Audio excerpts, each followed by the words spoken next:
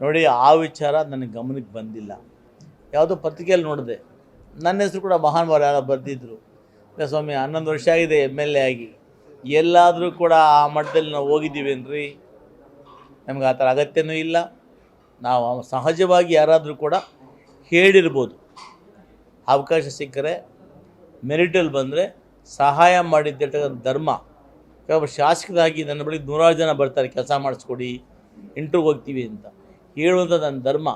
ಆದರೆ ಹಣ ಪಡೆದು ಕೆಲಸ ಕೊಡಿಸತಕ್ಕಂಥ ದೊಡ್ಡ ವ್ಯಕ್ತಿ ನಾನಲ್ಲ, ನನಗೆ ಅದರ ಅಗತ್ಯ ಕೂಡ ಇಲ್ಲ. ನೋಡಿ, ಅವರ ಸರ್ಕಾರದಲ್ಲಿ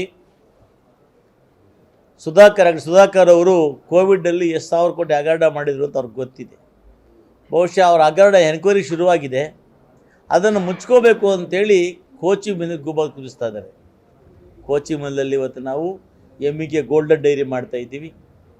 ಸಮರ್ಪಕವಾಗಿ ರೈತರ ಉತ್ಪನ್ನಗಳನ್ನು ಮಾಡ್ತಕ್ಕಂಥ ಹಾಲನ್ನು ಶೇಖರಣೆ ಮಾಡಿ ಉತ್ಪನ್ನಗಳನ್ನು ಮಾಡಿ ಇಡೀ ಕರ್ನಾಟಕಕ್ಕೆ, ಭಾರತ ದೇಶಾದ್ಯಂತ ಕೂಡ ನಾವು ನಂದಿನಿ ಪ್ರಾಡಕ್ಟನ್ನು ಉತ್ತಮವಾಗಿ ಮಾಡ್ತಾಯಿದ್ದೀವಿ. ಇದನ್ನು ಸಹಿಸಲಾಗಿರ್ತಕ್ಕಂಥ ಸುಧಾಕರ್ ಅವರು ಹೇಳಿಕೊಟ್ಟಿದ್ದಾರೆ.